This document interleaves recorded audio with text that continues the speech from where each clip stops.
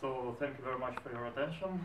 We know that we all are different, and our difference appear everywhere in our work, in our priorities, goals, and view of the world. And our difference appear in how we execute different roles in our life, especially a leadership role. Because when it comes to leadership, the thing is different. Our difference in personality affect not only us, but other people, and sometimes many of our other people, maybe departments, organizations, countries. The personality cannot be changed, but it can be taken into account. That's why for leaders it's very important to know about their personality. Many things have been said about the leadership, the skills, behavior, their knowledge, the qualities they should possess. But recently it appeared a new approach, the clinical approach for leadership and the clinical classification. The clinical classification is not about skills and it's not about what the leaders should do. It's about who they are, and by being who they are, how they affect entire organizations and groups of people. How they affect groups of people, and because the fact is that organizations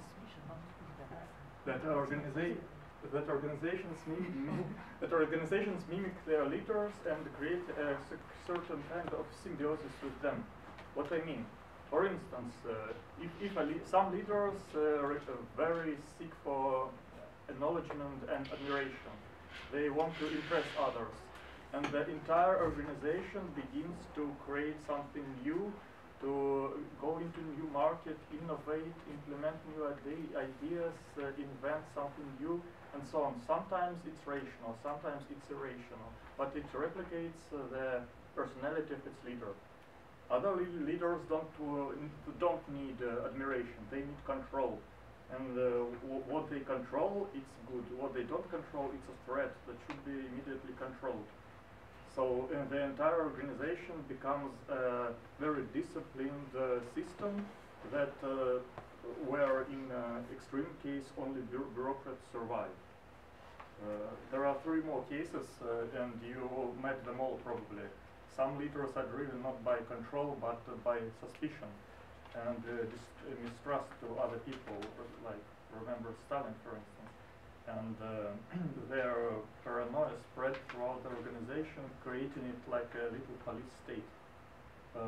Others are drawn by negativism and depression, and useless to say how badly it affects the organization that is deprived and depressed by itself. You can imagine like Soviet enterprises after perestroika, when they just did what they do and everyone was deprived. And very interesting case is when leaders don't know how to lead and they don't like it. Like imagine academics that become responsible for like in universities or academies. Without a real leader who isolated himself or herself from others, the followers, the organization are split into fractions and departments, and second-tier managers are fighting each other without real true course for the organization. So those are just a few examples of how organization and leaders are binded together.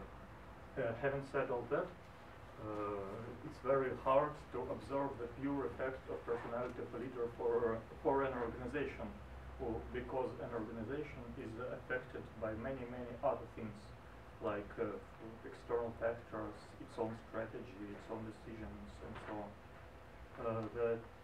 The only fact that we can state that there are many observations, and they show the real connection between the personality and the organizational behavior. When there is when the leader wants to impress others, the organization creates some bold, risky moves. When leaders tend for control or suspicion, There are a lot of internal procedures for internal control when leaders tend to negativism and self-isolation. The organization becomes disorganized and drawn into little conflicts. So, I myself can even now remember all of those 5 cases I provided, and I can bet that you have seen them in your life too, if you would like to remember them. So thank you very much.